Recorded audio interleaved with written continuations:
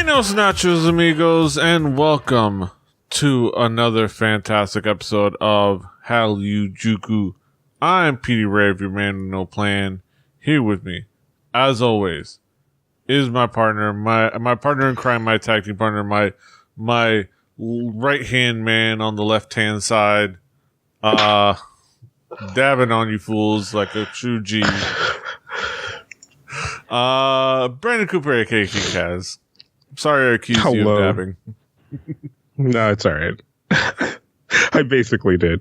Yes, basically, yeah. I mean, it's the proper way to sneeze, you know? It's how you get rid of the germs. You don't spread germs. But how you doing, Kaz?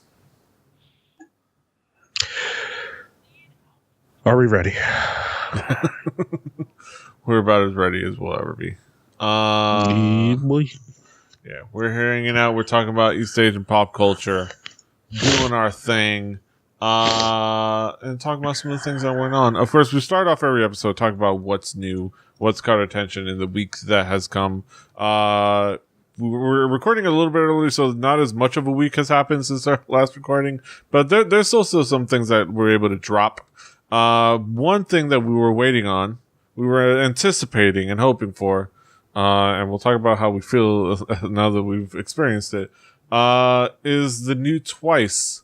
A new comeback from Twice. A nice little Korean comeback before they get ready for their Japanese invasion in the short coming months. Twice coming out with their new track Signal. We'd seen teasers for it, kind of like an interesting, quirky concept to it. And it dropped. And it was there. I won't say it was there. It's a really good song. It's fun. It's just about as memey as everything else they do, and I think it just kind of flows into that style and visual that they kind of have. Is it as catchy as some of their other stuff? No. Is it still a super catchy song? Yes. Do I agree with your kind of concept that if it was somebody else who wasn't in the spotlight right now, would it have kind of just come and gone? You know, actually, I don't know about that now.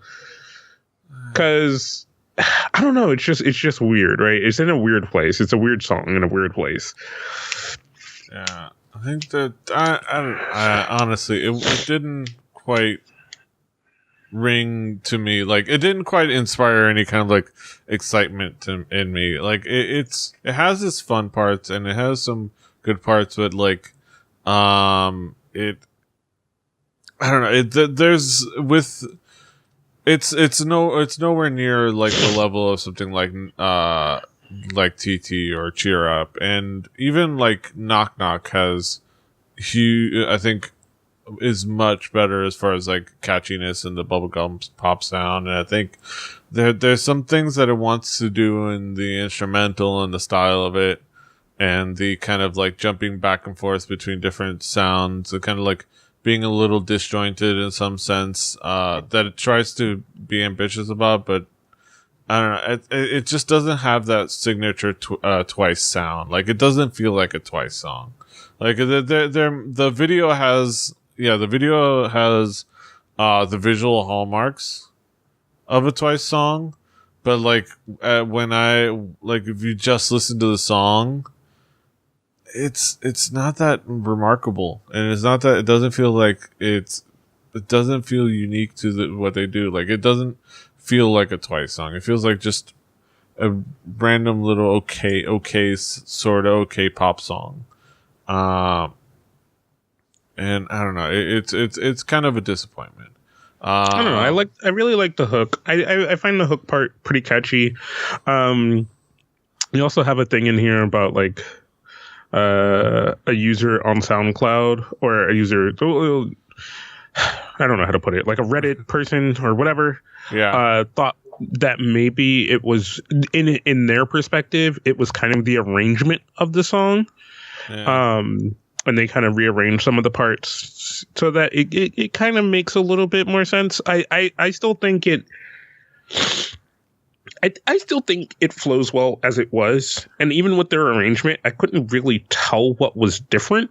Like, yeah, they kind of I'd have to listen to them side by side. Other than them, kind of like I read their thing and I know what they did, but in just the audio cue of it, it doesn't. They didn't. They just moved a couple parts around, right? And I guess it can make that more auditorially appealing, but other than that, I don't really know. Pacing. It kind of basically just changes the pacing around a little bit.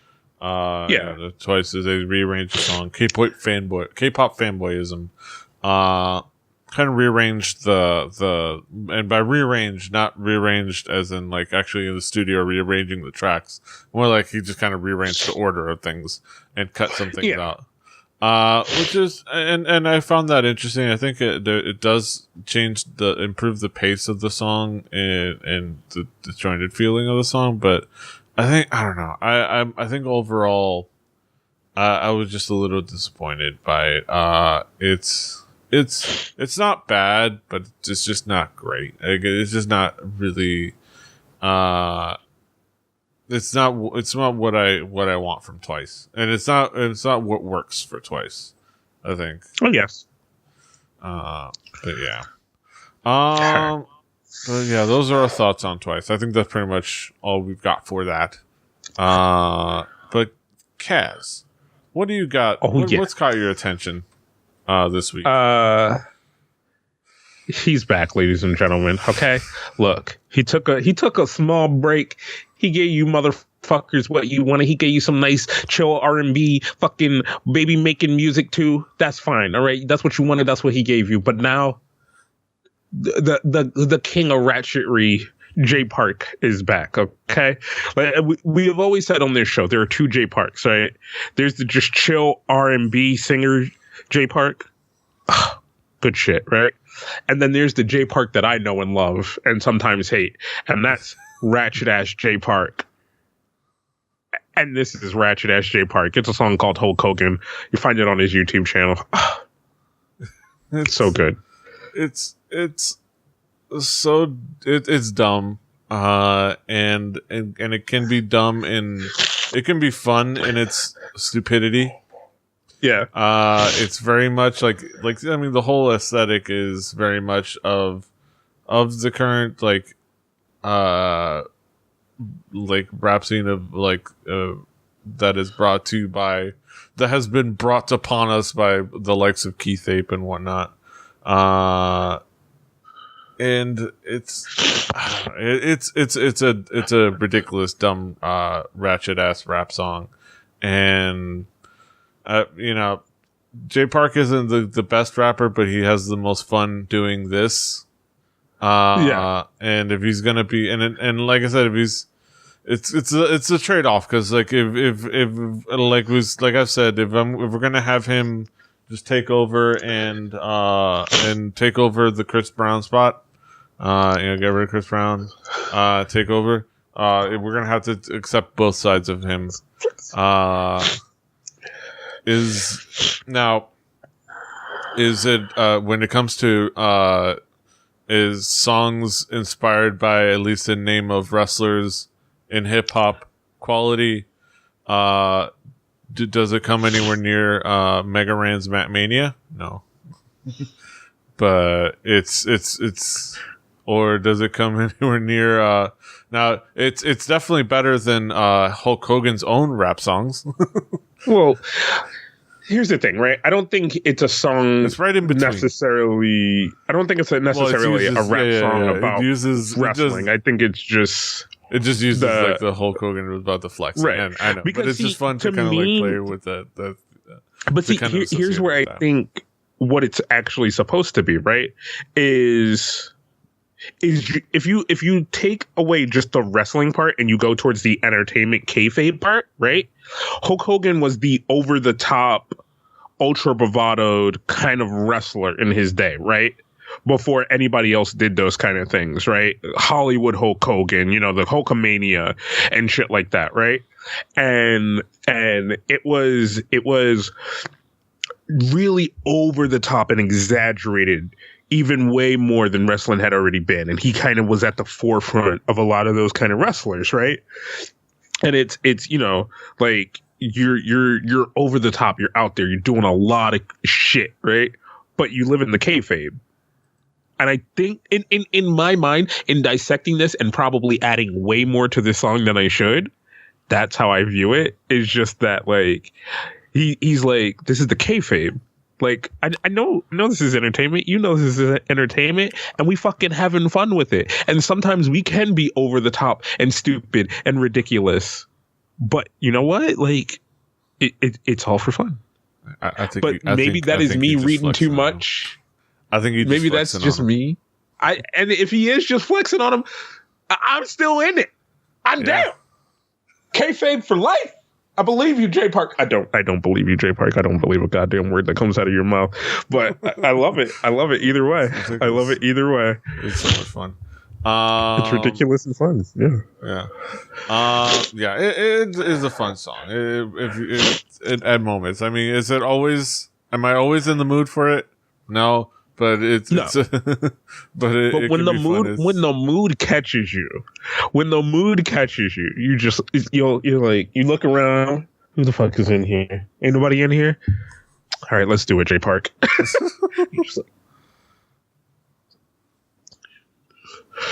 Yeah. But just one of those things. Some good stuff. Speaking of kind of a little bit of ridiculousness, but a little bit of ridiculousness, but fucking good shit, brains. like legit good shit. Dumbfoundead has much better rapper. Okay, yeah, well, yes, but Dumbfoundead has like legitimately been killing it, and if you haven't been listening to Dumbfoundead lately, like he is fucking leveled the fuck up. So he has this new. He actually has a couple of new songs on his YouTube. If you haven't gone there, go over to Porn Citizen. Check it the fuck out. There's a lot of good shit on there. But this track was one that a lot of people were kind of talking about on the internet that was coming out because it was featuring Doki and Simon Domenico. And it's called Hyung. And I had no idea what it was gonna be, but like. Once I got a chance to sit down and listen to it, it's been sitting like in my YouTube playlist, like even before you kept sending it to me to listen to, and for some reason I just could never get the chance to listen to it. So I finally got the chance to listen to it the other day while I was at work, and oh my god, it's so good. It's so good. It's so much fucking fun. Like the video is ridiculous because it's fucking Dumbfoundead is just a ridiculous person, but it's such a fun fucking rap song, and I just love the whole concept. Yeah. Like I love the whole concept so fucking much. Yeah. This is supposedly like his official Korean debut. Like this is gonna be like his other music is in English generally. Yeah, and like this is mostly like in English as well, but it's meant to be like promoted in Korea. Which is gonna be interesting, especially with the conclusion of Simon D and Doki. Supposedly also featuring Tiger JK. I imagine it's in production mostly because I don't hear him. So I think he's kind of some of the over voice in it and stuff. Yeah, in the hooks and stuff like that, and on the end. Yeah. But either way, it is fun. I even enjoyed Doki's part of it. I mean, it wasn't great, but I enjoyed it. It fit. He did fine. Yeah. And it was enjoyable. But Dumbfoundead fucking kills this track. Like, this could have just easily been a solo track, and I still would have had fun with it. But I have so much fun with it with Doki and Simon Domenico being on there as well. But, like, if this was just a Dumbfoundead track, it would have just been just fun start to stop. Like, because he just kills this, and the whole concept is just so interesting and fun. And there's some serious parts to it, but it's so kind of fun. And I don't know. I love it. It's so ridiculous and fun.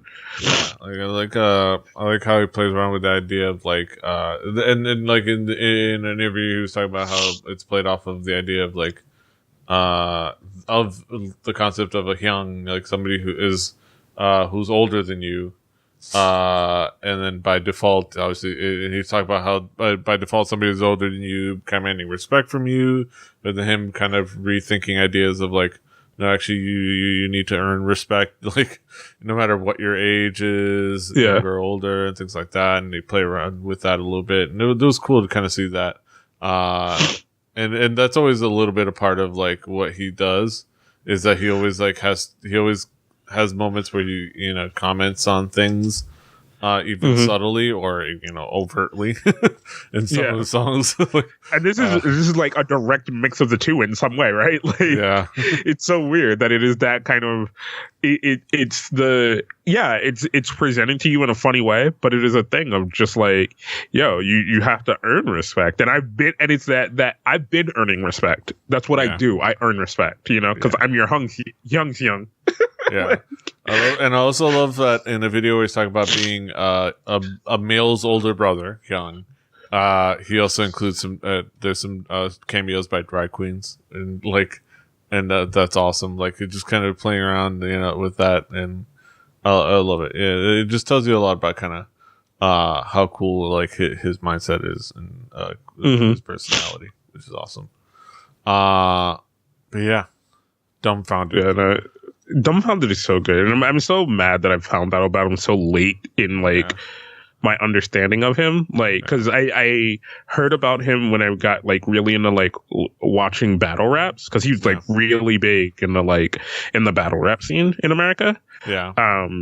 And then all of a sudden I didn't hear from him anymore, and then all of a sudden he's doing a bunch of stuff with Korean artists, and I was just like, what? Is that the same dude?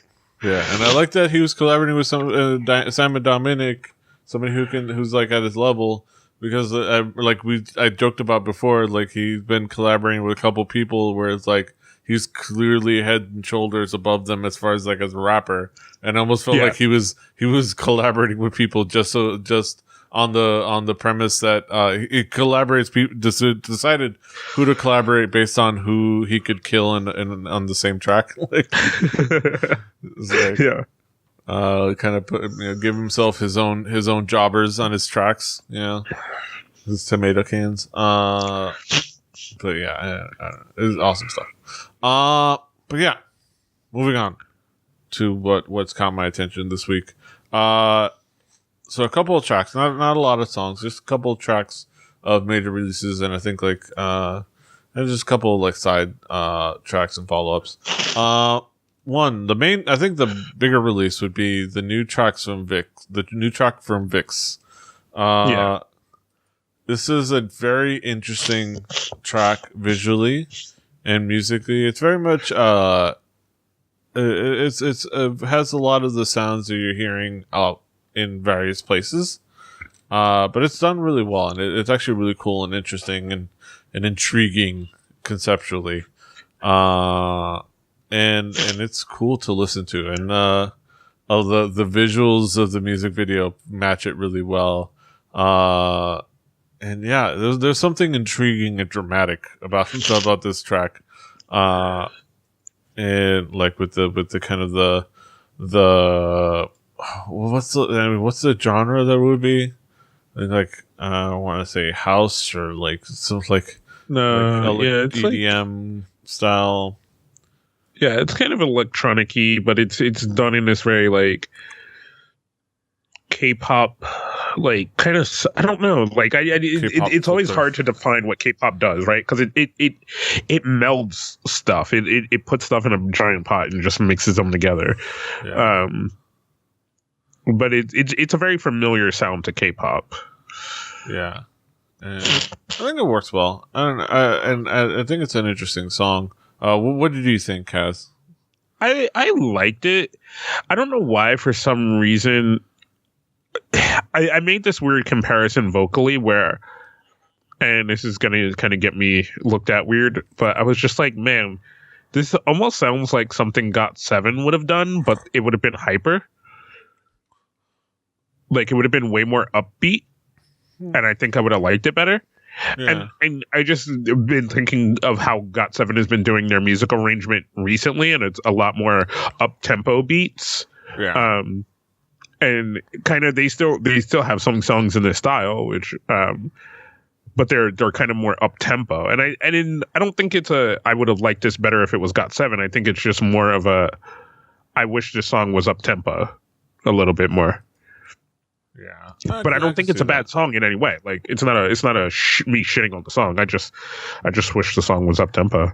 Yeah, that's definitely understandable. But I think and yeah, I could definitely see how that would be a nice change of pace, like in more of the what we've heard from GOT7 and that sound. Yeah, that would be a nice change of pace and a nice change of feel. I think it either way, this one.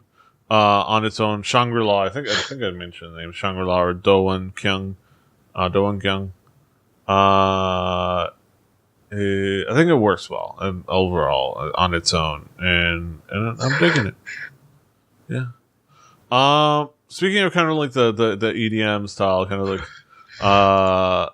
that style and kind of odd tempo, maybe up tempo, but more odd tempo. I don't know. I don't know how to describe it. Do you have a new Station track?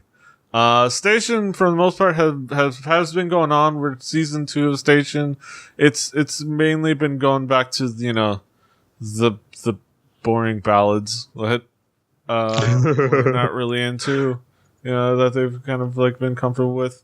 But they did release this track with which is a collaboration between Hitchhiker and Taeyong. Of NCT, of a couple of things. I think NCT 127 in particular. Yeah. We all right, Korea. Here's the thing, and this goes to the entertainment industry too. Start giving people different names, okay? We can't have this many Taeyongs in goddamn fucking K-pop. Hey, all right, to be fair, he's the only Taeyong. Yeah, we have okay. There is not a U in there. There's not a U in it. Yes. Taeyong. Start giving these nicknames, man. It's fucking confusing. Taeyong, Tay Dragon. We can call him T Dragon. No. No, but all right. But this is a Hitchhiker track through and through. It's a fuck SM Station. It's not an SM Station song. This is a Hitchhiker track. I love Hitchhiker, dude. Yeah. It's so good. Like it's his style and his kind of quirky feel to it, but kind of a little bit more refined to kind of fit around T Dragon's vocals. Yeah. And I think that his vocals add a lot to it.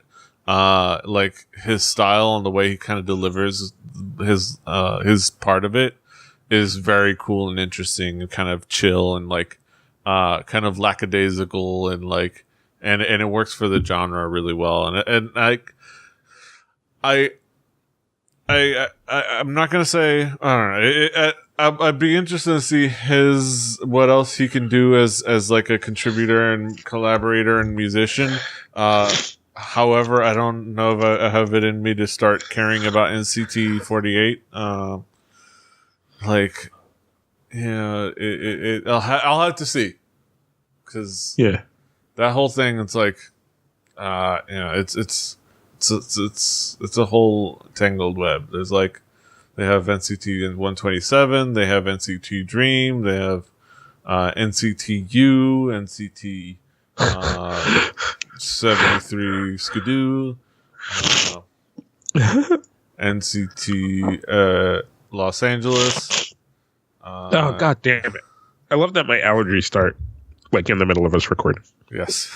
NCT SVU. I don't know. It's like, it's just, SVU. All right, now you're making shit up. I've been making all the other ones were real, but now you're making shit up. NCT New York, NCT Los Angeles. Yeah, I don't know. We'll see. But overall, this is just awesome. Really cool track. Hitchhiker is awesome, and one of the coolest experience I think of the like a couple of years ago of South by Southwest was just watching that dude in the giant aluminum or like glowing costume DJing a full DJ set in the middle of like Elysium to a K-pop night out, which is crazy. Yeah, cool stuff. All right, moving on. I wanted to, this was more of a follow up. So last week we talked about the speaking of hazmat suits, speaking of those crazy suits. We talked about last week this group that Cyber that kind of stood out, kind of did their hug event in hazmat suits. Mm-hmm. I guess it mostly in a way to kind of stand out from the crowd, especially at Budokan Idol Expo, where there was going to be a lot of idols in one place, and they kind of you want to stand out from that whole crowd, especially if you're kind of a different style of group. So I decided, like I said, I was going to go check out the group and check out what their sound is about, and it's very interesting. So the most recent video that they have available is actually released, I think, just like a couple months ago, less than a couple months ago. And it's a song called Hand in Hand. And it's actually an interesting kind of, electronic EDM style, song with a very fascinating video. I will say it's very, I would say called bog standard J-pop vocals. Like it is the signature Very J-pop soft vocal. Yeah. Very soft. Like that song, when you hear, that anime song that you heard, the way that singer sings it, which is how every other singer sings it in J-pop. Yeah, they kind of sing that way, which is fine. I had that reaction and I thought, well, it's like, oh man, J-pop singers all sing alike. And then I thought, wait, no. K-pop singers all sing alike too. It's just that in J-pop it's a very kind of unique to us sound, whereas in K-pop it's based off of Western styles of like vocal harmonies and things like that, and it's not based on a pentatonic scale. It's based on what we're familiar with in the genres that we're familiar with. But even like in K-pop, it's all a big vocal soup. They all sing the same. It's just in J-pop, they all sing the same in a way that is we notice because it's unique to what we're expecting. But it's a style. It's a style of singing that is common in J-pop. So you can't fault them for that. So you kind of have to just like say, you know what, this is a style of singing that they're gonna go with, and it works well. So we kind of take that away from it and let go of kind of get past that. It's a cool song. It's well made. It's interesting, and the video has a cool aesthetic to it. And I think it works well. And they're an interesting group. What did you think, Cass? Yeah. No, I kind of agree, right? Like it's a very interesting sound. Like I don't have a distaste for it in any way. I actually kind of like it, but I always used to like J-pop, but then I kind of transitioned out of it because, like you said, a lot of it kind of does tend to sound the same. There's some difference in K-pop because it's kind of pulling from a lot of different genres a lot of times.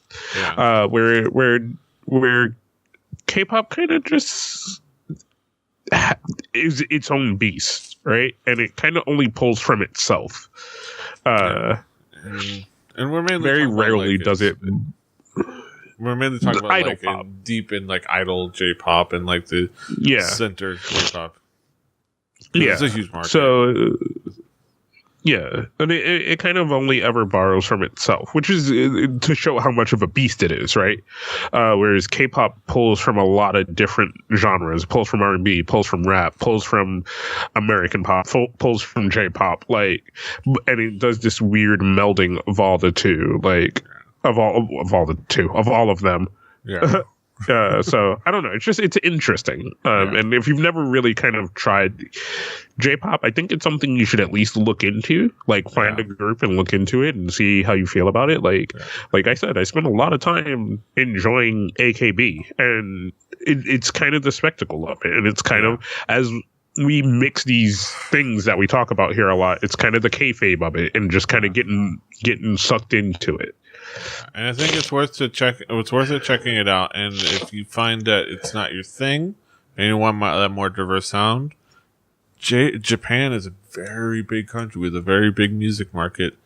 They actually have all those music genres like hip hop, R&B, electronic or rock. They have all those genres. It's just you got to go look for them, you know. And they have more of those genres. They have a bigger, more diverse market that has its own influences, but they have all those sounds. So if you're willing to go seek them out, which it's not easy because it's not always readily available, even if it's not a mainstream thing. There is something to be found that maybe even you find even a little bit more than you find from anywhere else. So yeah. So just go find it, do the effort, do your homework. Last but not least, I just want to kind of throw this in there because I did mention that last week about the different members of the different former members of the former group Evil doing things. And the last piece being Hyana having released a track. I will say it's a song called Gide. And it is a pretty straightforward, again, I'll use this term, bog standard, kind of hip hop influenced R&B track. It's basically that thing Hazy and, Casey and, Kisum are doing, all that style. It's another one of those. So if you're not really into that, this is going to change your mind. But I think it's mostly just really cool to kind of see her finding a place and getting to get her music released. Again, it's following up on that fact that like this group that kind of like it was an effort. It didn't work out, and now these people are having to try to find their place as people who want to make music. And they're kind of finding their place, you know. They're kind of finding their spots and are able to start creating and starting to see the fruits of their effort. So I think that's really cool, and that's the main thing. Yeah, this is a super smooth track too. Like the production quality on these things are really good, and I don't know. I've enjoyed most of it, and it kind of makes you sad when as individuals people can make really good music, and even as a group they make really good stuff, but you can't understand why it doesn't translate out to other people. Yeah, it seems so far of everything we've heard from them individually has been really good. Yeah. And yeah, it's one of those things where you realize that how difficult it is to succeed in music, just in general, and pop music, in particular. Like, it is a crapshoot. Like, it's not a meritocracy. It's not you don't score a certain amount of points and you don't achieve a certain amount of things and you automatically succeed. No, it's just, you have to have the right song at the right time. And a lot of it is just, luck, which obviously the formula for luck being, preparation and opportunity. You know, you have the right opportunity come up and you have to be prepared for it. And it just sometimes it doesn't work out. Like it wasn't going to work out for EXID until that fan cam went big, and then people were like, "Oh, hey, this song is really good," and they started listening to it, and they were on the charts, winning music shows and stuff. So yeah, you never know what's it going to take to succeed, and a lot of times it's sometimes it's just a happy accident that has to happen. Yeah, 100%. Yeah. All right. But there are other things you could kind of factor into there too, like, but definitely luck is a big part of it, and money. Yeah, it's like. It's it's hard. It's an extra difficulty level when you're not in SM, YG, or JYP. Like it is a tough thing out there. Hard out here for a pimp. Yeah, it's hard out here for a pimp. All right, let's move on. All right, let's get to our headlines. So that's it for what's new. Now we'll go over to our headlines. So join us over there, won't you?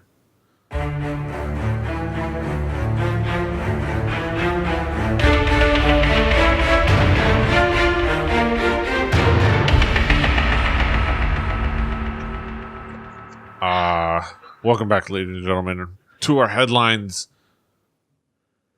where we talk about some topical topics, things going on in the world of East Asian pop culture, things that are happening, things that are shaking and baking and whatnot. Speaking of bacon, YouTuber Harley Morenstein has proclaimed himself president of BTS and Jimin stans. So this is the thing that happened. Harley Morenstein, who's the guy from Epic Mealtime, who actually I know he's like everywhere, and he's a big YouTuber, but I'm not familiar with his work. I don't think I've watched a single episode of Epic Mealtime, which is probably stems from the fact that I don't watch YouTubers. So. Yeah.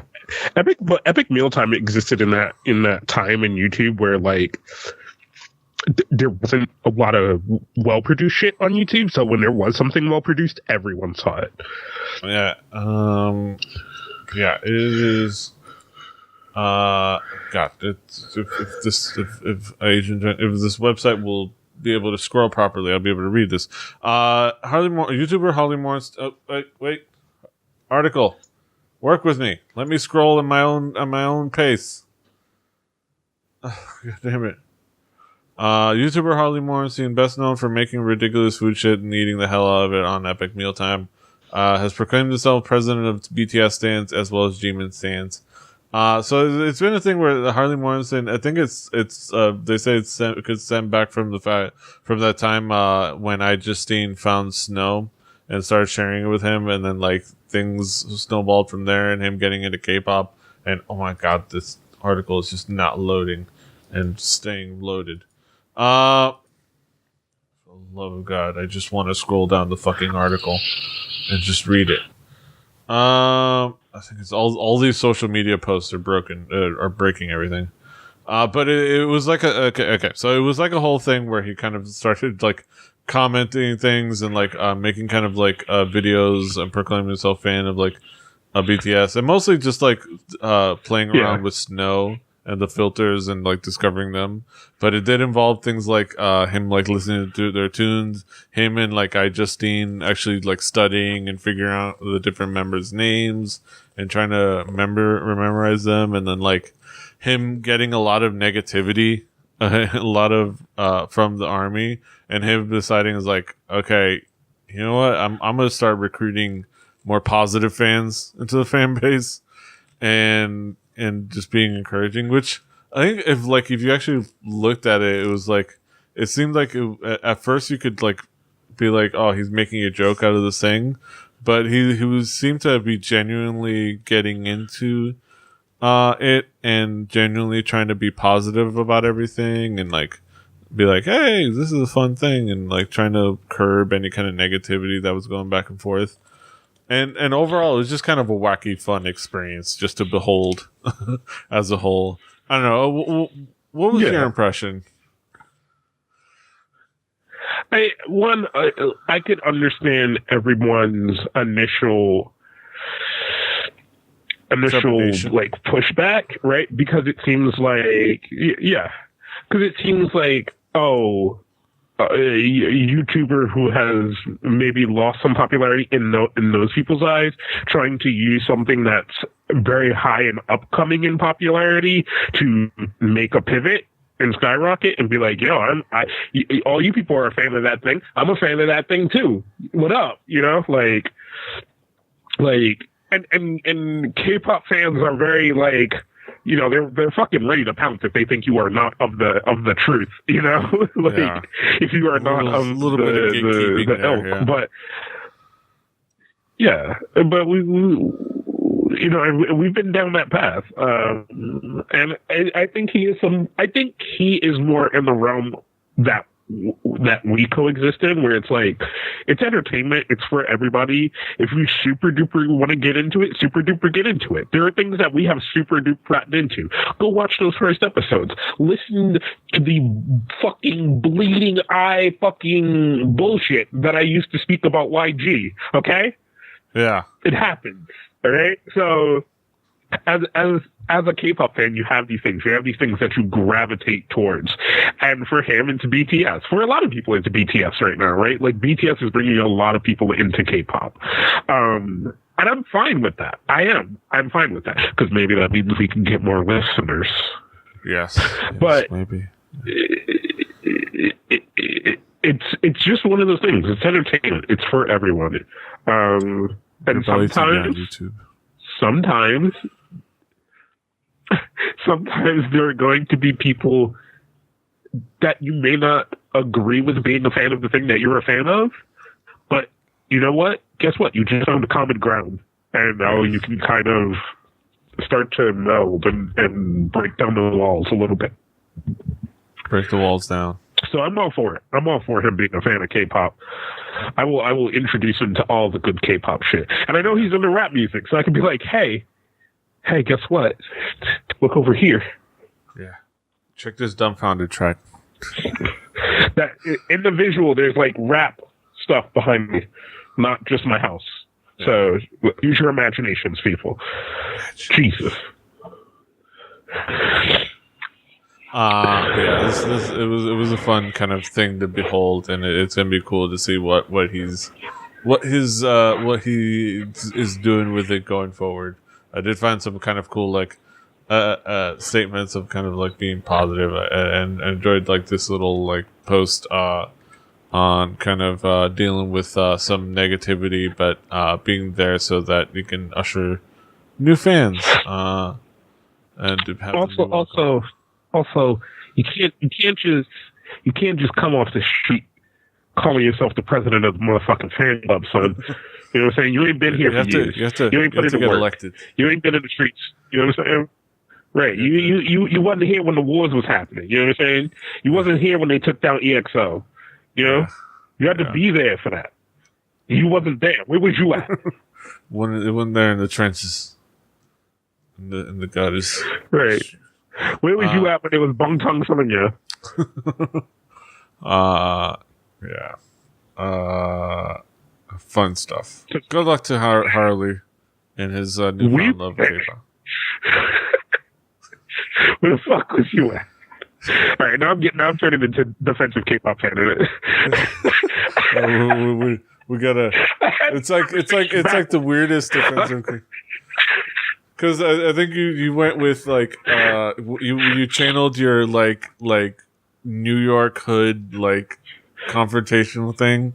Though I think the character of defensive K-pop fan was a little bit more black woman speak, like girl, bitch, please. More like drag queen, or you know. You don't love them like I love them. Okay.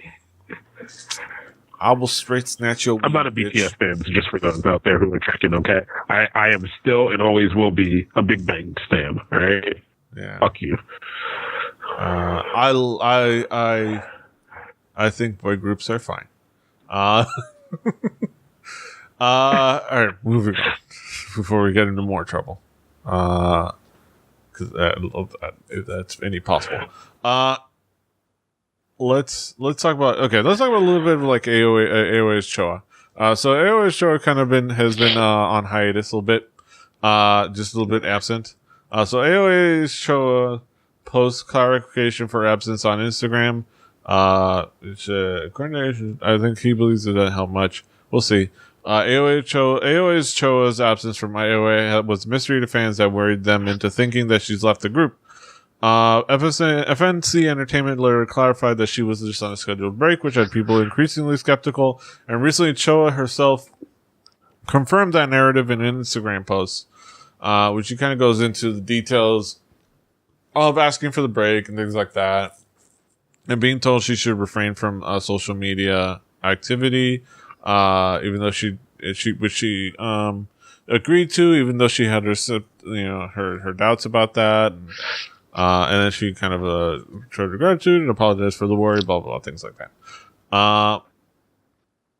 The cynical side of me, cynical side of Agent Junkie says that something like this and comes off as randomly over a week after infancy addresses. Well, yeah, and he kind of talks about how it feels like she may have been coached into this or something like that. Which is interesting. Like this post that we have, I don't think we should read all of it, but it is very, very, very like ABC, right? Like, hello, this is me, person that you are concerned about. Yes, no, I am totally safe. They did not kidnap me at all. This was all part of scheduled break that I was supposed to be taking. Don't worry about me, fans. This is what I had planned from the beginning. I'm glad you guys are worried about me, Choa. Stuff what? It's very interesting. There's a lot of things going on back and forth about her possibly kind of wanting her possibly wanting to leave the group, and I don't know. You don't want to speculate, but a lot of it could be with like the fact that I think above so many of the other girls gets scrutinized, particularly because because of her. I would say one big thing is because of her weight. I love thicker Choa, and so does Agent Junkie. When she's allowed to get into her actual healthy weight, but then she gets criticized and called fat, which I don't understand.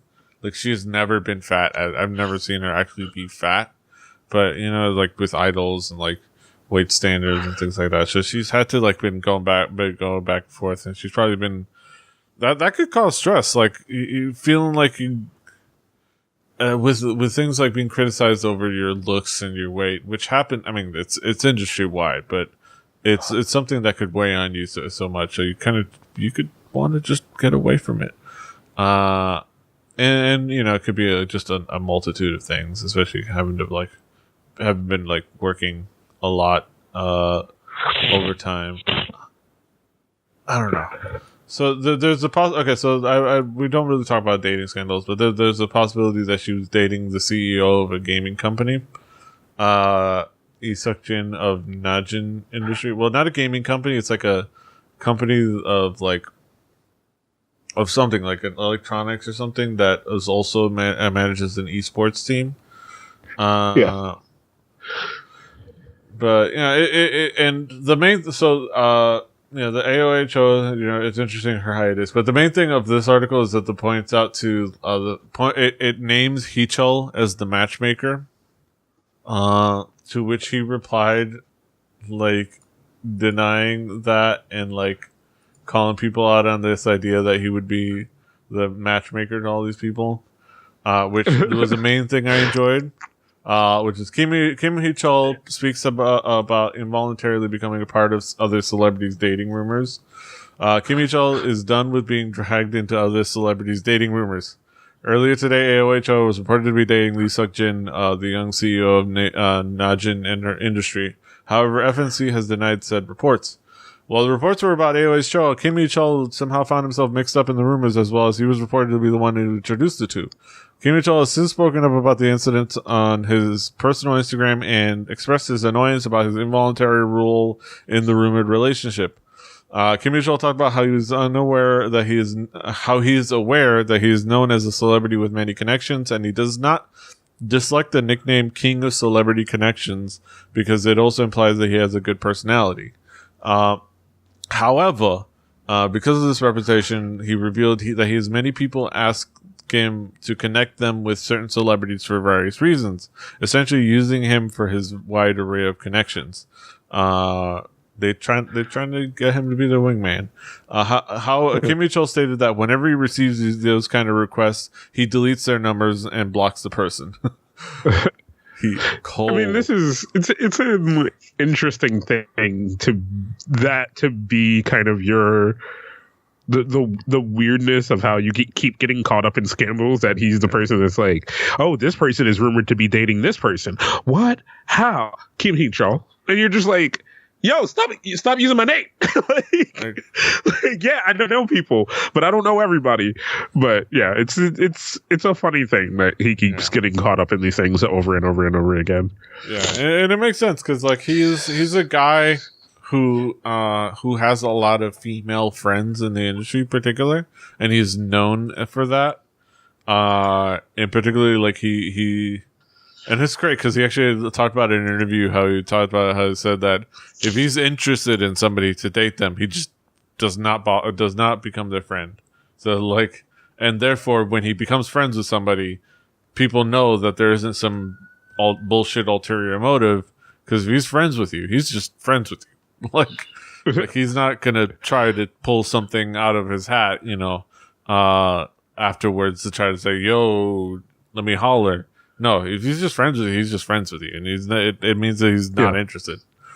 So that's how he ends up being friends with all these female celebrities. So, yeah, it makes sense that people you talk to him, it's like, yo, Heechul, you know that girl, what's her name? That girl. You think you could put a good word for me? It's just, yo, let me get a number. Let me just holler. Right. It's like, dude. And I can see him just looking at that text is like, dude, fuck you. Like, just deletes. Like, and blocks. It's like, nah, I ain't about that. Right. I ain't sure. And that's probably another reason why he's trusted by all these female celebrities, because he ain't about that. Like, he ain't about that. Like, he ain't a pimp. He ain't pimping out his female friends like that. Like, so it's cool. I don't know. It's funny. I just found that kind of hilarious that like he just. See, Kim Heechul is hilarious in that way. Like, he just doesn't seem to give a fuck. Like, period. in so many ways. Like, he is just straightforward and honest in a really awesome way. Like, and I appreciate that so well. Like, it almost feels like people joke that if he was dating, he probably wouldn't keep it a secret. Like, I mean, he wouldn't. He would just be straightforward about it. It was funny. But yeah, don't be asking Kim Heechul for any numbers. That's the moral of the story. Oh yeah, no, you see, he's the person where you gotta be genuinely friends with him or genuinely cool with him, because if you ain't, you're gonna go to call him one day and he's gonna be like, this number is now blocked. Like, damn. Like, he'll be like, just straight savage like that. Great. He's just straight savage about that. He does not tolerate bullshit. And that's fantastic. Moving on. There was only a couple articles to talk about, so I kind of wanted to check in on something which is really cool. Like, I like checking in. I like every once in a while, and once in a blue moon on the show, checking in on rankings and stuff. So I have a nice list of rankings, and specifically of brand reputation rankings. Because there's a lot of rankings out there on the internet that are of dubious meaning, but this is interesting. Again, I will not purport to know that this is the validity or the veracity of these rankings, or the people that have ranked them. But it's apparently done by the Korean Business Research Institute. They did a brand analysis taking data from April 12th to May 13th, looking at different things like media, communication, community, things like that. And they ranked a bunch of things. They ranked girl groups, boy groups, girl group members, comedians, variety shows. But let's go one by one. Let's talk about girl groups. Now let's look at the list. Number one is no surprise, Twice. But you get down to the that's just they're the unstoppable force. Then we get to groups like Red Velvet, EXID, LaBoom of all people, Blackpink, Pristine, which is kind of crazy. They just debuted, but they do have an IOI member in there. Oh My Girl, again, the girl group, your favorite girl group's favorite girl group. Girls' Generation is still up there, of course. Rainbow, rip in peace. Girls' Day, Lovelies, A-Pink. Girls' Day. Every day, Girls' Day.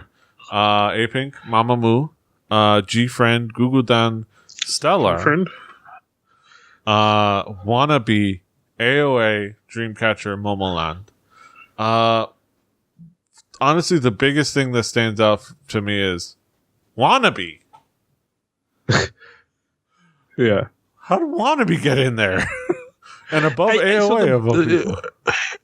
So for me, right, the bottom half of this list is like, have you heard from them in the past couple months kind of thing, right? Yeah. Maybe I don't really understand the like you said, there's no validity to this, but this is just kind of it's a ranking, right? I think for me, everything after number 5 is a guess at best, right? Yeah. Because right now, Twice is super popular. That's understandable. Red Velvet is, and Red Velvet is. And one thing to point out is brand reputation. This is more like things like, especially I think it was probably more ties into being able to be on like commercials and like for being able to endorse things and sell product and sell commercials and things like that. But yeah, as you were saying, yeah. So like Red Velvet is that, right? Like everybody wants Red Velvet in something, right? Because they just have that look, and they're super. They present super well on TV, just like that. Anything from YG is always going to be on these kind of lists when it premieres and when it debuts and when it's actually being promoted. Yeah.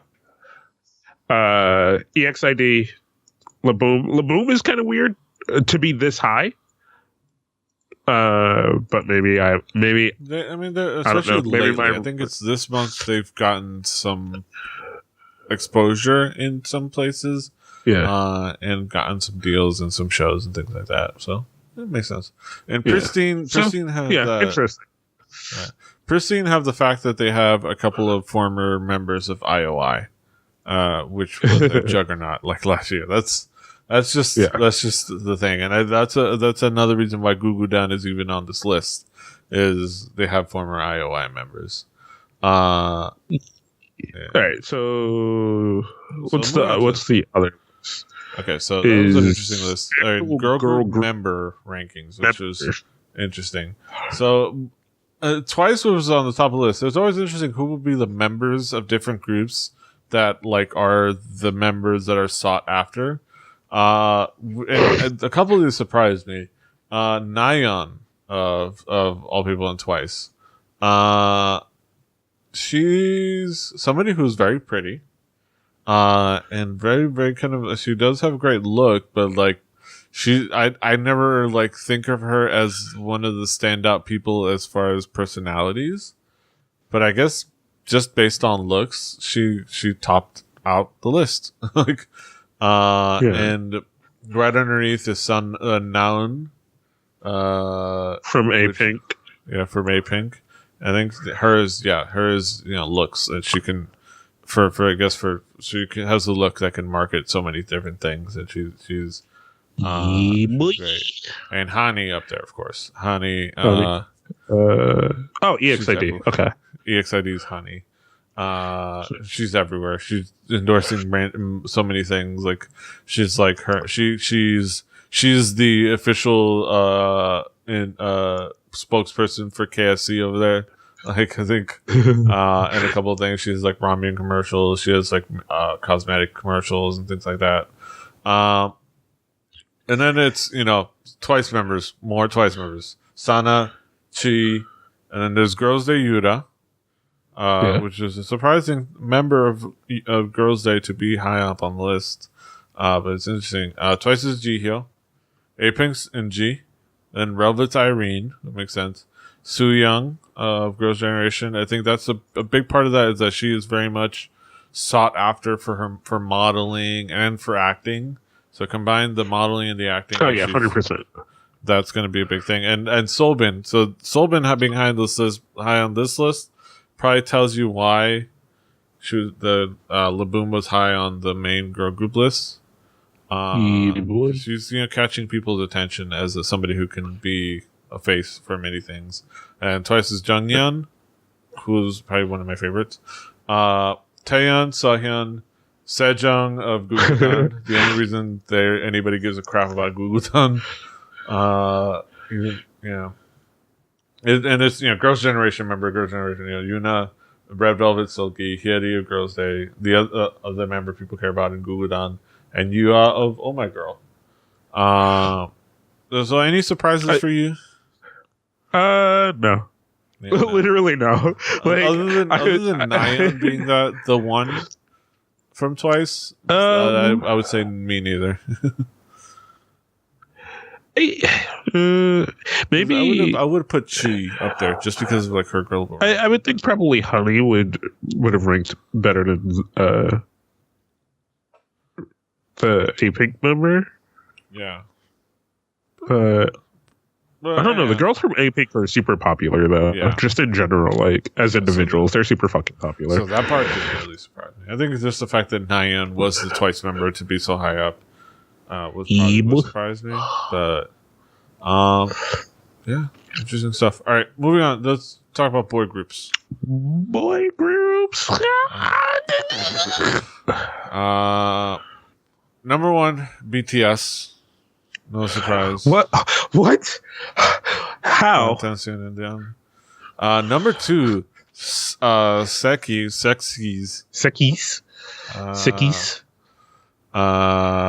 I don't know, dude. Let's get this one out of the way, right? What?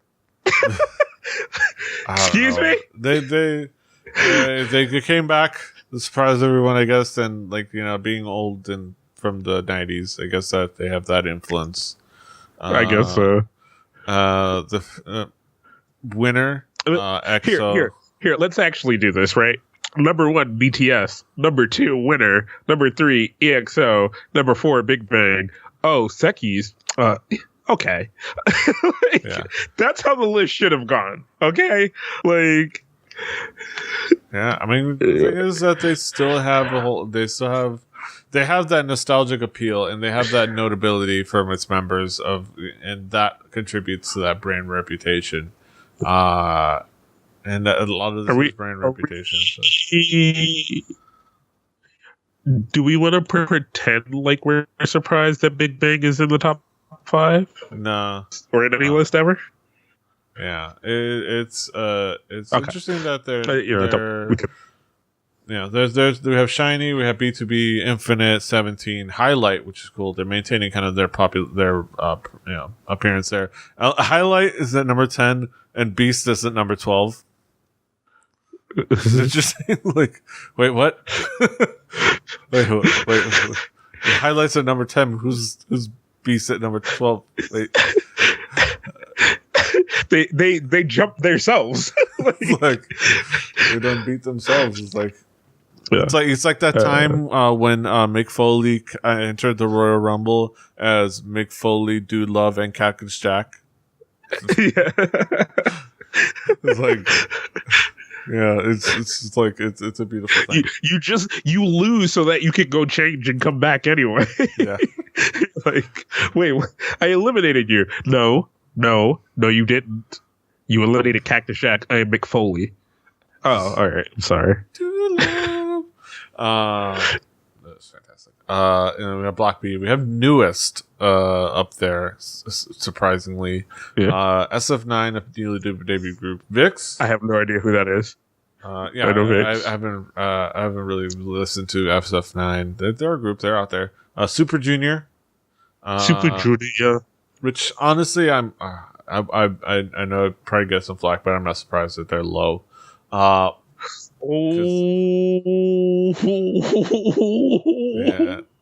He said it. The Super Junior Said just exists. Super Junior as a brand and as a group exists purely to service their fans.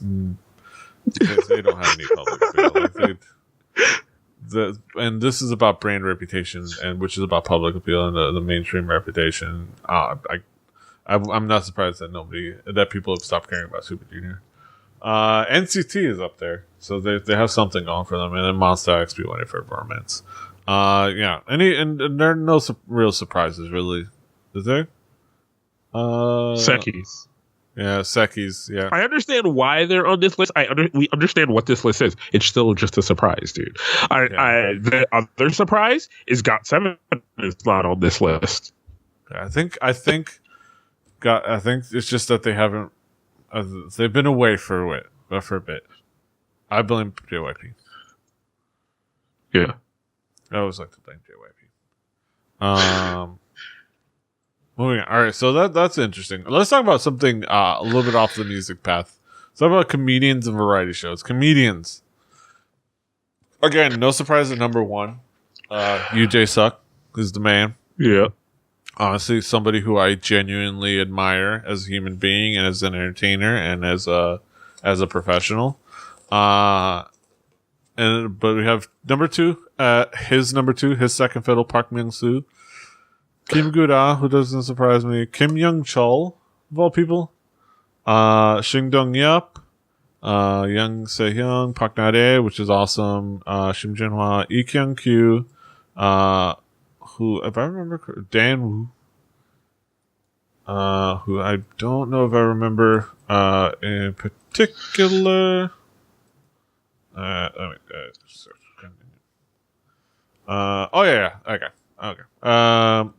Who's, veteran of the industry. Lee Sang-hoon, guys like lovely like Jang Do-yeon. Kim Suk, who's awesome. Jung Joon-ha. There's a bunch of the names, a bunch of the people you know. I probably shouldn't be. I shouldn't be surprised that Cho Se-ho is not on those lists, because who cares? Igu Gu is on there, which is cool. I shouldn't be surprised, but I'm kind of surprised and a little bothered that Park Myung-soo is this high on this list. You can't be surprised by that. The dude is on Korean TV on every other channel. He is literally like, he's done the smart thing. He's suckled on the teat of UJ Suck, being next to him on Happy Together, being next to him on Infinite Challenge, which we're gonna get into. So I guess it shouldn't surprise me, but I don't know. I'm not a fan of him or his humor. I'm kind of bothered. Kim Gu-da has been there forever, so that's why he's going to have reputation, because of seniority, and kind of being his reputation of kind of like his skill at being, well, an asshole on TV shows. So he's skillful at that, which is, useful, especially if you're a veteran. I like the Kim Young-chul, somebody who's kind of like, who's cool. Like, if you've ever seen, one of the coolest things that he's done is they actually went to, Australia for like a comedy festival and did a full, stand-up routine at Melbourne Comedy Festival, in English. Like, as a non, native English speaker, somebody who's kind of taught himself English, and actually did a pretty okay job. He obviously was a little limited in his flow and his delivery, but he actually did a pretty good job. I think it's worth checking out as a thing that he did, and as a challenge that he put himself through, which is cool. But yeah, are you any thoughts, any reactions to this list, or not to that list, no. Yeah, I think it's interesting. I Like if you're not familiar with the comedians, it's you might not. Yeah, which is rough, right? Because I'm not as familiar with a lot of that list. There's names on that list that I know, but I'm not as familiar with a lot of the names on that list. But yeah, Kim Jong Ho is on there, which is cool. Yeah. I should include that. Okay. But yeah, last but not least, we can talk about the show rankings. Brand reputation for variety shows. Number one on the list, which is not surprising, and it's a show that I think we neglect, but it's still a show that has presence, ever presence. Because I'm going to say this, right? And you said an unpopular thing, so I'll say an unpopular thing, right? I don't really like Infinite Challenge. I try to watch it. I've forced myself to watch it in the past. I don't going to force myself to watch it again in the future because we want to try to get back into watching Korean TV. And a lot of it is going to be variety shows and dramas and things like that. And we're probably going to come across a lot of these shows on this list right now, right? Mm-hmm. In our adventures in trying to do that. But Infinite Challenge is one of those things where it hit that same mark for me as Running Man did, where it is so formulaic and you watch them pour the ingredients into the pot and then you watch them put the pot on a stove, but then you watch them reach into the refrigerator and pull out the already prepared dish. Yeah. And you're just bored, right? Because it is just that. It is look at this, then look at this, and we're done. Yeah. And you don't get the fun of watching it happen, right? Because these people are super busy on these kind of shows, right? Yeah. So they got to go get to the next show, and as you'll see, right, like so before we really get into this list, Infinite Challenge is on here, UJ Silk show, right? Yeah.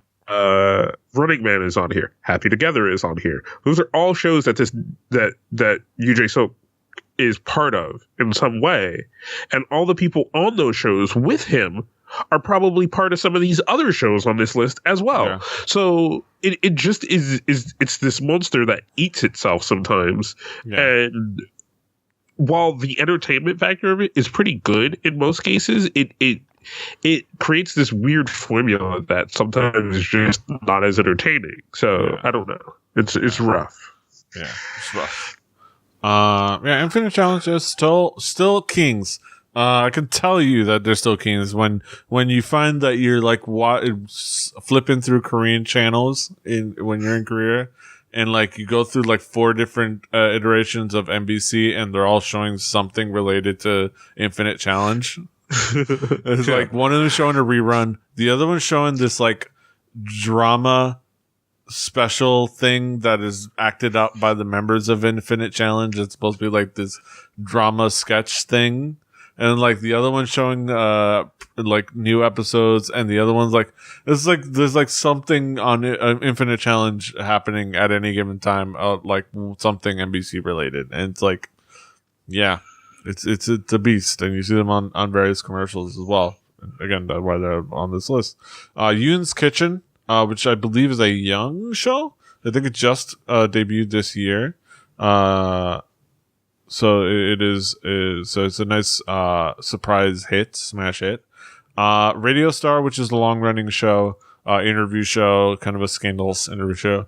But it has brand strength.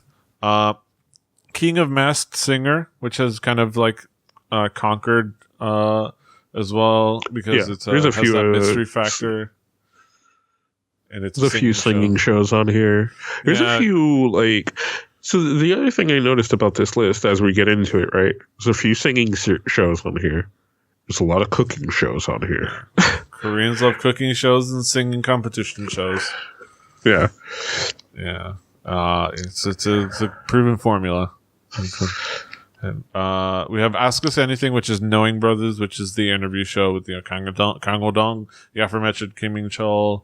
It's blowing up on, kind of making a name for itself on cable. You have I Live Alone, which is a show I definitely want to check out. My Ugly Duckling, Running Man, Wednesday Food Talk, Happy Together, Return of Superman, Law of the Jungle, Abnormal Summit, which I think I should check out. and a few others. You have SNL Korea up there. We have Immortal Songs up there. We Got Married. Gag concerts in there. Yeah, of course, We Got Married is on there. Like, let's not even talk about the beast of what We Got Married is, which is, I'm surprised that it's so low on this list, right? I think it's, maybe it's kind of like waning in popularity, because I think there's some feeling that it may be waning in popularity. You know what it is? I think it's one of those shows that is more popular outside of that market than it is inside of that market. Yeah. Because I always hear K-pop fans talking about We Got Together. Ooh, there we go. Yeah. And right? Or We Got Married, not We Got Together. Sorry. Yeah. But yeah, it's mostly the people who are like us, right? The outside market looking in, who seem to really, really talk about We Got Together. Like, you hear a lot about it at convention, like at anime conventions and shit like that. When you kind of go hang out with the Caribs. Yeah. I'm starting a new word, the Caribs. Who are really into that stuff. Like, we are not just the music, we're not just the one thing, but kind of the whole thing together.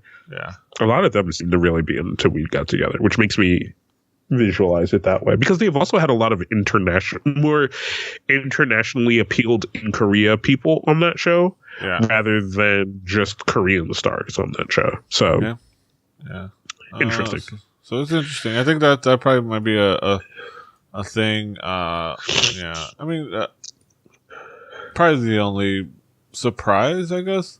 The other surprise for me is that 2 Days One Night isn't on here, but I think that's because 2 Days One Night, once again, right, one of those shows that maybe not is it 2 Days One Night swings a lot in Korea, right?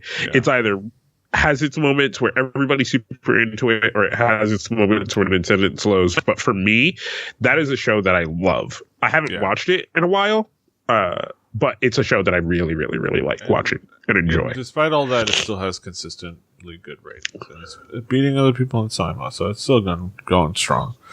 So it's very interesting. It's very interesting kind of see things like that kind of play into actual things like, money making endeavors, like, commercial deals, things like that actually, make you money and stuff. So really cool to kind of just discuss that every once in a while. That being said, all right, now we come to the end of another fantastic episode of Hallyujuku. Cass. What do you got? What's going on in your world? What's going on in your universe? A lot of Overwatch recently. A lot of goddamn Overwatch. I love that game, but goddamn, man, when you play it day in and day out, it weighs on you. But other than that, all the don't podcasts, end up like Derek Jeter, where it's like he says like he doesn't watch baseball. No, I'm super excited about so many stupid things in Overwatch. I am being the Carib that I am, starting a new word, Korean and weeb. Well, there was already as Korea Boo. Well, yeah, but I don't like Korea Boo. So being the Carib that I am, the new season of Apex started, which is the Overwatch League in Korea. So I'm super duper getting into that because I wanna get to know all the teams and stuff like that. Yeah. So if that is something you enjoy and something you're into, send me the tweets, because I think my team is Lunatic High. I think that's my team. I like Lunatic High, but in the same turn, there is a team called Runaway that I like, mostly because they're kind of the older guys, and their team captain is a 30-year-old dude who has a family, and that just speaks to me. I like that. I'm excited for. I'm gonna try to get into that, and I'm also excited for the main Overwatch League and the fact that there's going to be a Miami team. Jesus, that thing is a monster, and there are so many rumors back and forth with that I hope we'll get to talk about on Sports Odds and Ends. Like, there's so much shit going on with that thing. Does the fact that Stephen Ross, the owner of the Miami Dolphins, is bought in for the Miami team? Yeah, I you know what? When the Miami team gets finalized, I'm thinking I'm gonna go all in and just get my jersey. Be the homer that I am, like, you know, I'm gonna be rooting for them. I'll wear them on the show every during the whole season. You just wear the jersey on the show. It'll be good shit. It'll be good shit if they can pull this off. It'll be really good shit. I'm excited. Yeah, it's gonna be interesting. But yeah, that's it. Yeah, you can follow all of his Kaz's stuff at King Kaz. Probably even tweet when he's gonna, because you're playing with you're doing a tournament soon, or had been doing a tournament by the time. Well, so if you haven't been into video games, Reddit and Discord have made things a whole lot easier if you want to find people to play with and do these kind of things.